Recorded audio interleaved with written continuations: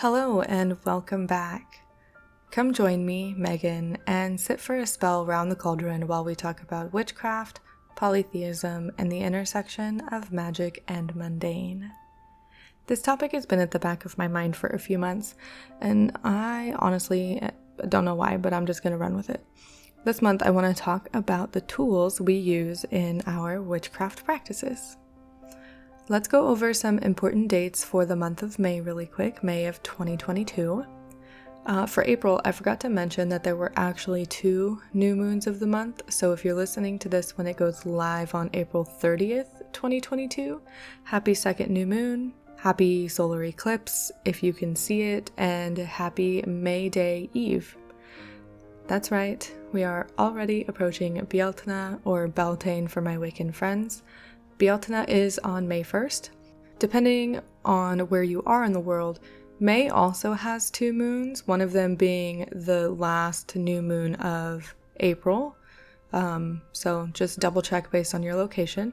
But the other new moon for May is on May 30th. And then the full moon falls on May 16th. As always, a wonderful shout out to my patrons on Patreon. Thank you so much for your support. It truly means the world to me, and I thank you from the bottom of my heart. If you'd like to help support the show, feel free to join me on Patreon for as little as $1 a month and get patron-exclusive perks and content. With that being said, let's get into the show. So I don't really know why I've been wanting to talk about tools. Tools have just been on the back of my mind lately, and I wanted to do an episode about them. And I have a couple of different little topics outlined, I guess, but we're just gonna go for it and see what happens. And an episode about tools is good for anybody that is beginning within witchcraft. So if you're a beginner or you're going back over your foundational practices, hello, this episode might be for you. But it's also good for people that have been practicing witchcraft for a while to maybe rethink the tools that they use or reapproach the tools that they have in a new way, or even figure out something that can be used as a tool that they maybe haven't thought of before. So what I mean when I say tool in witchcraft is anything that you use within your witchcraft practice. We commonly see in like Witchy 101 books where people will go through lists of tools and they have like an Athame and a Cauldron and an altar and a Chalice and things like that. Those are all well and good. Those are some traditional common tools that we see in a lot of witchcraft spaces. But a tool can be pretty much anything. I know I did a video on my channel where I talked about 10 witchy things that I couldn't live without, and one of them was my French press to make my coffee in the morning, because part of my coffee routine regularly, not daily, is to charm what I'm drinking with a magical purpose, and part of that process was using my French press. So I think it's a good idea to rethink some of the tools that we have at our disposal, but we'll talk about that in a minute. First, I want to talk about the need to have tools. Do we even need tools within witchcraft? And partly yes and partly no, in my opinion anyway. And that's going to be because the witchcraft, the magic, doesn't come from the tools. The tools are just there to help. Or, if you have a connection with the spirit of the tool, it's as a spirit ally, it's there to lend its assistance or, whatever you have set up with that particular tool. But it's common for anyone that is coming into a witchcraft space to feel like they need to get all of the tools all at once. And no, you don't have to do that. Not at all. Especially if you're not really following any sort of tradition where, your altar has to be set up in a specific way with very specific tools on it in specific, locations on your altar or whatever. For those of us who practice a more eclectic witchcraft or even folk magic, we tend to collect our tools as we go. And in my experience anyway, not very many of us have what you would consider more common tools that you see in books, like an Athame. We have some knives probably, but maybe not necessarily an Athame. So you don't need all of the tools that a lot of books say you do or suggest you have when you first start out. And even the further along you get in your witchcraft practice, you might not even need those tools either. Like myself, for example, going through the list of common tools that I have written down, Athame, Cauldron, Altar, Candles, Statues, Pestle and Mortar, Chalice, and Pentacle. I don't have an Athame. I don't have any statues. I do have a doll that I made, but we'll talk about making your own tools in a second. I have a Pestle and Mortar, and I don't have a Chalice. And so I guess my point with that is that you don't need to have all of the tools in order to begin practicing witchcraft. You can start, collecting them here and there from a thrift store or from your local metaphysical store, slowly. And only if you feel like you're really going to need it or really going to use it. I mean, I just talked with Betty in my last episode 118, I think it is, about the commodification of witchcraft and how we often feel like we need to get everything all at once and we need to buy all of the things, and then all of the things end up, collecting dust or in the trash or donated. We don't want that to happen with our tools, and we should be taking care of our tools, right? They should be used and cared for and last for a really long time. So don't try to pick up all of the tools all at once and overwhelm yourself with absolutely everything. On the flip side of that, you can even make your own tools. So instead of a statue for Bridget, I actually have a doll that I crocheted. And if you follow me on Instagram, you may have seen it. I actually posted a couple of pictures of it, and I think it's just so cute, and I'm so proud of myself for making something like that. But the doll sits on my altar space as sort of a representation of Bridget on my altar. And, if I could afford to have all of the space and all of the statues, I would, because there are some amazing statues out there, but they're expensive. And I feel like making my own actually brings more connection to Bridget, because yes, I made it as a representation of her on my altar space, but I also dedicated the act of creating it to her as an offering. And it sits on my altar. I talk to it. I take care of it. I make sure it's clean, and I make sure that she has space on my altar. And so I think if you have the skills, and you don't even have to be good at it, but if you have the skills and the ability to make your own tools, I think that's going to be much more effective than one that you buy in the store. And that's not to say that the ones that you buy in the store are, not good enough, or what am I trying to say? That you can't connect to them because they're sold in a store like that. That's not true. Just for me personally, I tend to have more of a connection to items that I have either created or that just mean a lot to me in general. And you can make a lot of things. I see people making wands, which is also something that I don't have. I don't use them. But a wand can easily be created with a stick, found walking in the park, or foraged on your property or something like that.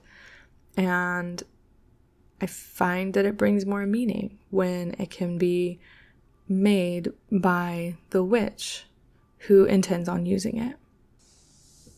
Okay, so I feel like I'm kind of all over the place with this episode already. but I just have a bare bones outline. But what do I want to talk about next? So let's talk really quick about how we can rethink the things that we use in our daily lives as tools, because there are a lot of overrated, in my opinion, and underrated tools within witchcraft practices. And if you're in my Discord server, that was actually one of our discussion questions. What are some underrated witchcraft tools? And I'm going to talk about a few of the responses in just a second, but I want to go through my list and talk about what some of these tools are and how they're used, and maybe what they could be replaced with if you don't have the fancy witchy tool available to you. So the first one is an Athame. Now, an Athame comes from Wicca or more ceremonial type magic. An Athame is traditionally a black-handled, two-sided knife. And if I'm remembering correctly, some books have said that it is not sharp. Some books have said that it is sharp. I don't remember, but it's not actually used to cut physical objects. It's used to cut energetic objects. So it's used to cut doors open in circles. It's used to direct energy. It's used to cut energetic cords and things like that. So if you don't have an Athame and you still want to use a tool like that, the first thing that you can do is use your finger. You know, you're not physically cutting anything, you are cutting energy. And when you use a tool, the tool kind of becomes an extension of yourself when it's used as in like an Athame or a wand. So you can definitely use your finger to cut a door in your circle if circles are your thing. You can use your hands to cut energetic cords and direct energy and all kinds of things like that. Now on the other side, I don't have this tool written down, but it is a boline. And I think I'm saying that right. I'm not entirely sure. But a boline is the sharp object that is used to cut ritual items, physical items like herbs and whatnot. So if you don't have a boline, you can just use a kitchen knife. Use a knife that you have in your kitchen. Go to the dollar store if you want and buy a knife, cleanse and consecrate it so that it becomes sacred for that specific purpose, and you now have a boline. You now have a knife that you can use for ritual purposes. And the point of cleansing and consecrating it is to make it sacred, is to give it that sort of status, I guess you could say, as a magical tool. And then once you consecrate something, you don't generally want to use it for anything outside of that specific purpose because you have now made it sacred. So let's say you do a lot of kitchen magic. You could consecrate your kitchen knives for use in your kitchen because you work your magic in the kitchen when you cook. That is a totally acceptable thing to do, in my opinion. The next tool that's on my list is actually a cauldron. Now, I own a small cauldron. I burn all kinds of things in it. I use it for burning cone incense, but you can use just about any fireproof, fire-safe container as a cauldron. I did a video a couple of years ago of how to use sigils, some ideas for how to use sigils. I didn't have a cauldron at the time, so I grabbed a pot from my kitchen and used that to burn my sigil. And it works. It's totally fine. A pot in your kitchen is generally going to be fire safe. Now, of course, when you're working with fire, you always want to be safe around fire and have an extinguisher or, a bowl of water or something, don't burn your house down. But even if you don't want to use a pot, if you have like a fire pit or some way to have a fire and all you're trying to do is burn something, that would generally work. A cauldron is one that I think is really easy to find a mundane replacement for, I guess you could say. Now for an altar, this is going to vary depending on who you are, the type of magical system that you practice, and what you have available to you.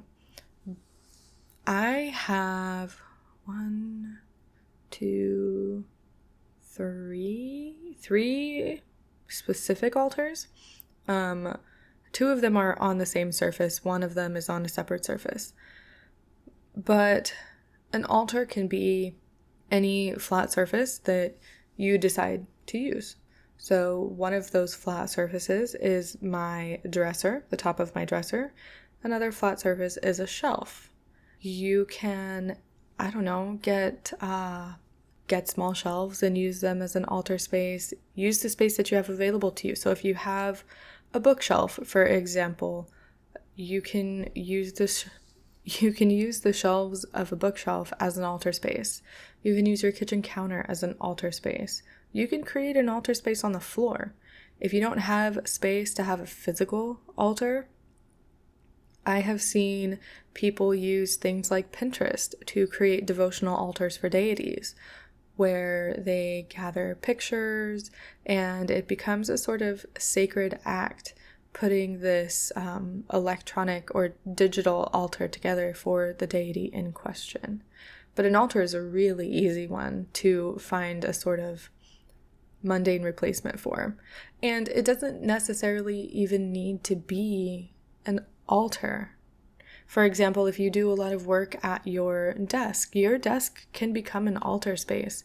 You can make your desk a sacred space set up specifically for prosperity or abundance or wealth or whatever it is that you want to focus on while you're sitting at your desk. I even consider some of the spaces where I keep my crafty tools, my yarn and my crochet hooks, as sacred, depending on what it is that I'm working on or sometimes how I'm even feeling that day. I'm not sure if I'm going to go through all of these. I might end up talking for like an hour. But I do want to cover quickly candles, a pestle and mortar, and a chalice. So candles are a staple in a lot of people's practices, and for good reason. Fire is primal. Fire is one of those 4 classical elements, and a lot of people do their witchcraft by fire. And there is something to be said about the ambiance created by many candles lit around you in a dark room. It's just perfect. But not everybody can work with fire. Not everybody can have candles available. Not everybody has candles available to them. And there are electronic options. Now, I can't speak to the effectiveness of using an electronic candle in all spell replacements or in all spells as a replacement because I have honestly never done it. But I do know that people have used electronic candles as replacements for representations of elements or just to create that sort of ambiance, like I said earlier, to create the environment to get you into the mindset for whatever magic you're doing. A pestle and mortar is an easy one, in my opinion, to find a sort of mundane replacement for. Think about what the purpose is of a pestle and mortar. It is used to grind things into a powder. It is used to get things to a smaller consistency, right? There are a few different non-witchy tools that you can use to get the same effect, and they are much better for people who don't have the ability to use a pestle and mortar. For example, using a pestle and mortar for a long period of time, depending on what it is that you're using it for, can affect a person's hands that has arthritis or any other sort of joint issues. Myself included, using a pestle and mortar can be really difficult. But a coffee grinder can do the same thing, and generally much faster. Even a food processor can do the same thing if you have enough material to put in it. I've never used a coffee grinder to do it because I don't have one, and I'm not just going to go out and buy one just so I can test it out. But I have used a food processor to powder eggshells. I've also used a blender to powder eggshells. I don't recommend it. It gets stuck in the bottom. But if you have different herbs and stuff, I'm sure you could use a blender too. Now, the last one that's on my list is a chalice. And literally, a chalice is a cup. A special cup, of course, but it is a cup nonetheless. A vessel for holding liquids and libations. Use one that you already have in your cabinet. Go to the dollar store and buy one of their fancy looking glass ones and decorate it yourself if you don't like it being plain. Or see what you can find at your thrift store as far as a vessel for your libations. It doesn't have to be a fancy $50 chalice that you find at the metaphysical store. Like, yes, those are great. They're beautiful generally. But $50 for a chalice isn't accessible for a lot of people. And you have mundane swaps at your disposal.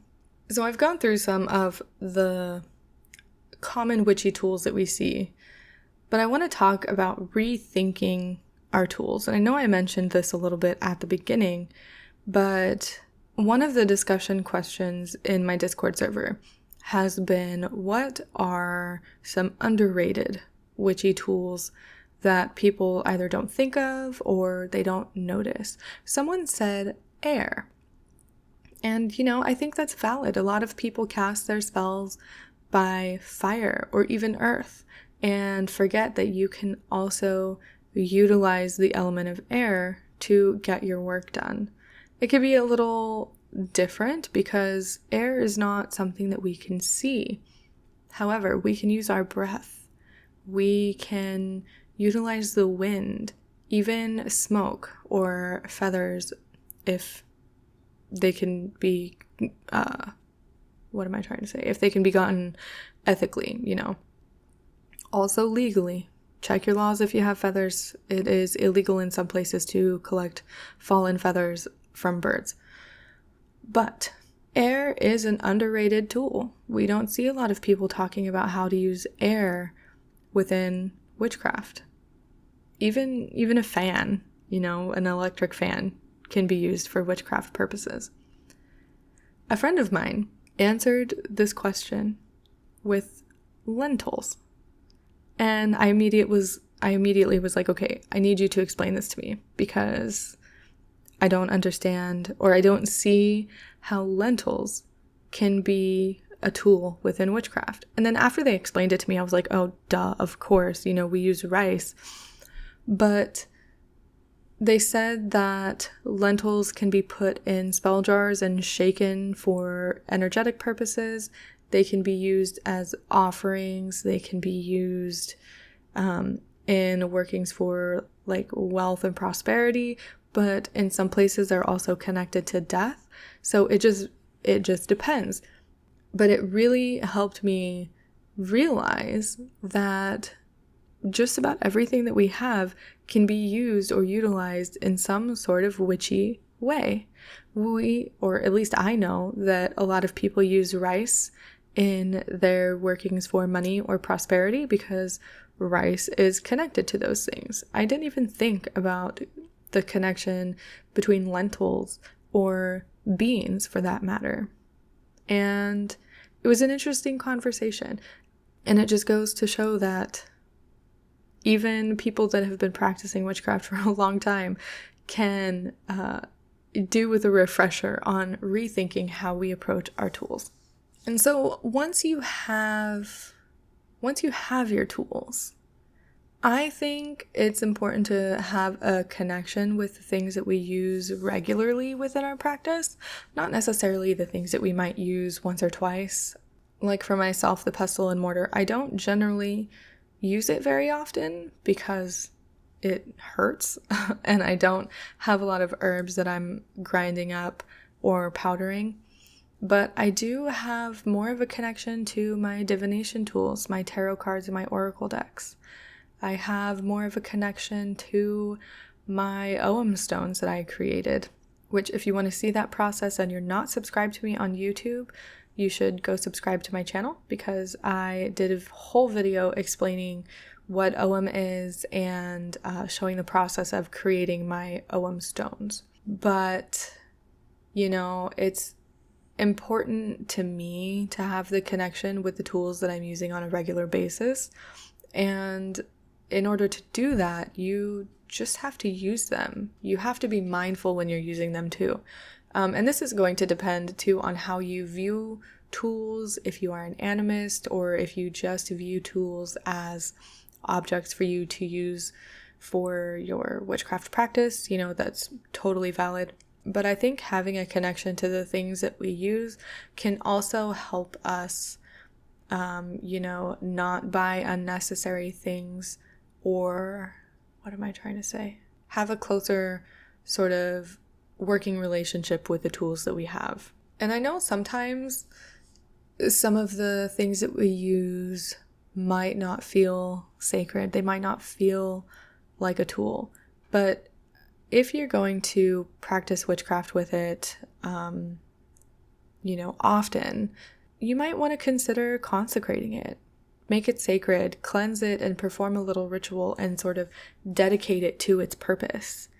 I have a couple of extra sizes of specific crochet hooks, and I have considered consecrating them and dedicating them to spiritual work only.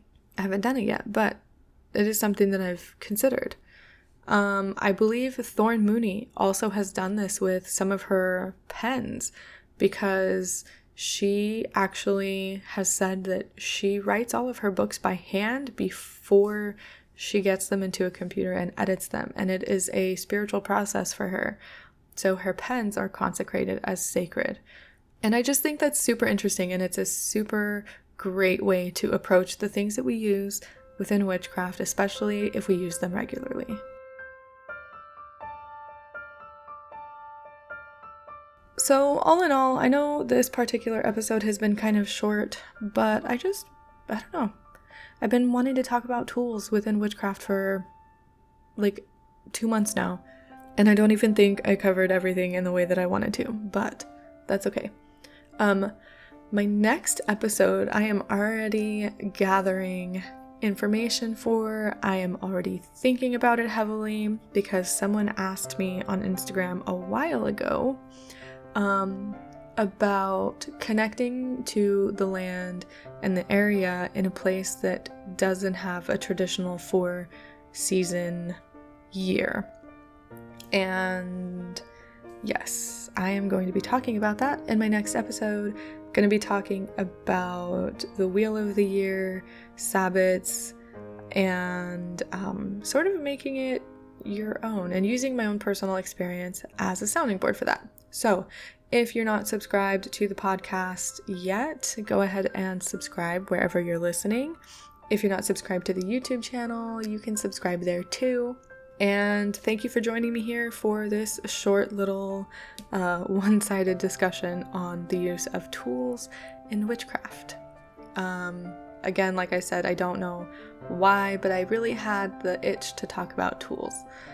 I hope it was enlightening, both if you're new to witchcraft or not so new. Remember that it's okay to replace your tools with more mundane ones, and it's totally fine to just work with what you have. So let's go ahead and draw our card for the month of May. I actually received a new oracle deck, or I didn't receive it, I bought it.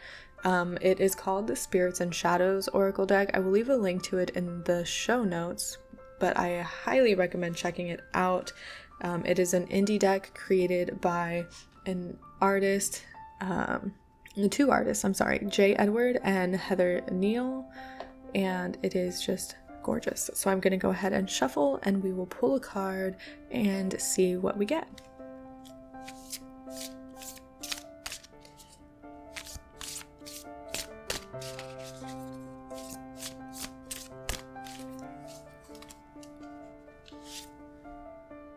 All right, I pulled Truth. I'll go ahead and I'll try to remember to post a picture of the card on Instagram, or in my newsletter. If you're not subscribed to my newsletter, the link for that is in the show notes. But truth. So right off the bat, truth has a sword in it, and the sword is standing in a stone.